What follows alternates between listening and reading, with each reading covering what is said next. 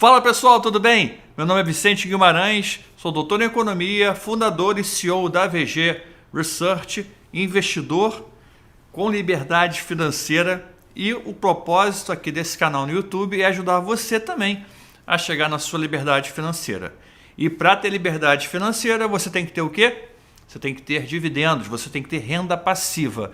Esse é o tema da live de hoje. Vamos falar sobre o aumento da taxa Selic e sobre empresas que têm ações que pagam dividendos maiores do que a Selic. Então, a grande questão é, Vicente, com a Selic chegando aí acima de 11%, é o momento ideal para eu parar de investir em ações e eu começar a investir em renda fixa? A resposta para essa pergunta é a seguinte: depende. Se você olhar para a Bolsa de Valores e não encontrar ações com preços baratos, ações caras, se a bolsa estiver num momento caro, sim, aí você pode direcionar seus recursos, seus aportes para a renda fixa. Acontece o seguinte, que hoje na Bolsa de Valores existem muitas empresas com ações baratas. Então, empresas com potencial de valorização de 20%, 30%, 50%, 100%. Então, isso é muito mais do que qualquer taxa que você vai conseguir obter na renda fixa. Então, eu estou falando de empresas de alta qualidade que estão com preços descontados e que ainda pagam dividendos. Então, hoje, eu não vejo motivos para as pessoas venderem as suas ações ou deixar de investir em ações. Então, tem que continuar investindo em ações porque tem muita coisa de qualidade, barata e que paga ótimos dividendos. O tema da live é justamente esse: empresas que pagam dividend yield, que é a relação existente entre os dividendos pagos nos últimos 12 meses e o preço da ação. Então esse indicador, que é um indicador em percentual, ele mostra para você quanto que aquela empresa paga percentualmente, proporcionalmente em dividendos por ano. Então é um indicador muito importante para quem busca investir em ações de dividendos. Nos últimos 12 meses tivemos muitas empresas com dividend yield muito alto. Então eu trouxe aqui para você 9 empresas com dividend yield maior do que a taxa Selic. Então vou colocar na tela para você agora nesse gráfico aí. Se liga. A primeira é a Gerdau, a Goal 4, com um dividend yield de 19,7%. A segunda é a Petrobras, com dividend yield de 18,8%. Depois vem a Copel, com 17,9%. Depois a Braskem, com 16,3%. Depois a Vale, com 15,7%. A Even, ou Even, que é uma construtora, com 14,8%. A Unipar Carbocloro, com 14,5%.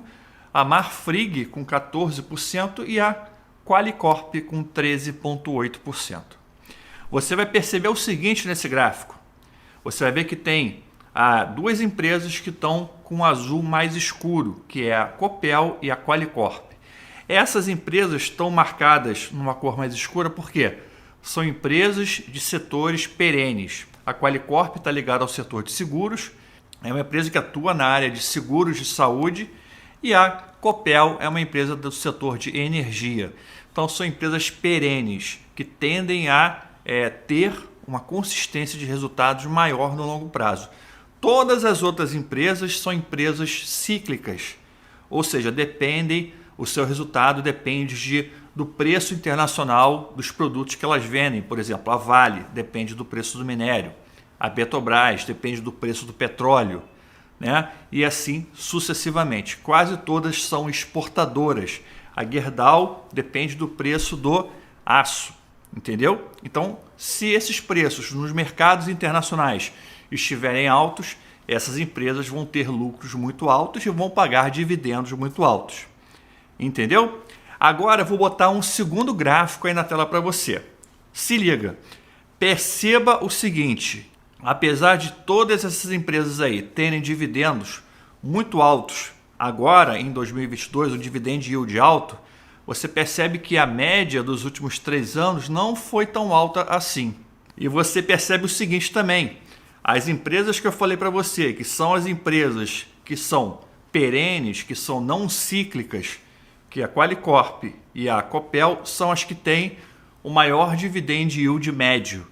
A Qualicorp tem um dividend yield médio de 8% nos últimos 3 anos e a Copel um dividend yield médio de 9% nos últimos 3 anos. Então, justamente mostrando isso que eu estou falando. E uma coisa super importante, quando você vai analisar uma empresa, quando você vai olhar o indicador, você não pode olhar o indicador de apenas um ano. Você tem que sempre olhar o histórico daquele indicador. Nesse caso aí, você vê que fica bem claro que as empresas que pagam altos dividendos por conta aí de uma questão de mercado, por conta de preços elevados no mercado internacional, eram empresas que há 2 anos atrás, há 3 anos atrás, não pagavam bons dividendos.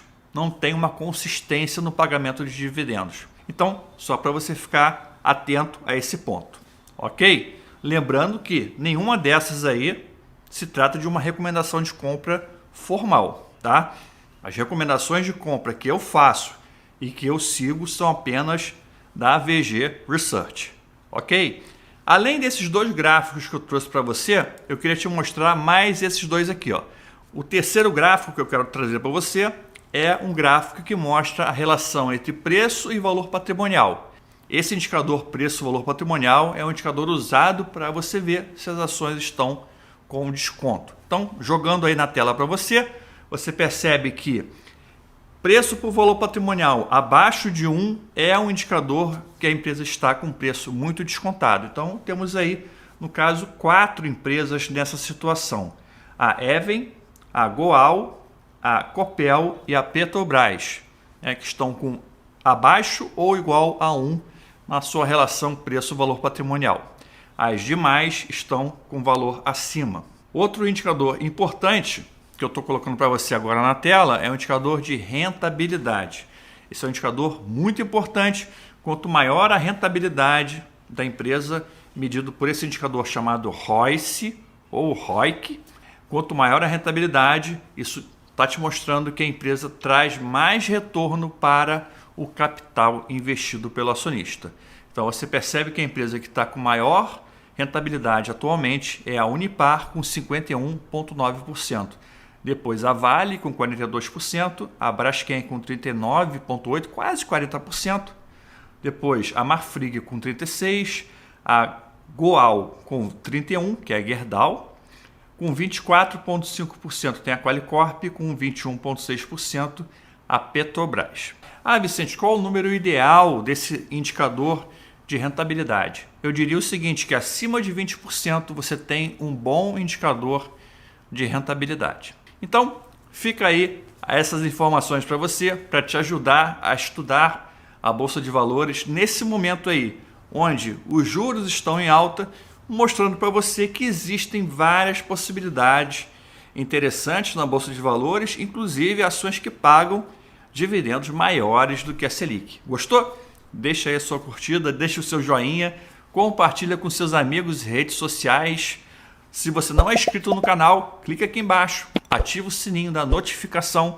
A sua inscrição é muito importante. E deixa também seu comentário aqui. Se você tem alguma dessas empresas na carteira, o que você acha dessas empresas? Se você investe em alguma delas, se você gosta dos dividendos que ela paga, coloca aí o seu comentário, que o seu comentário também é muito importante. Vamos junto? Então vem comigo. Valeu!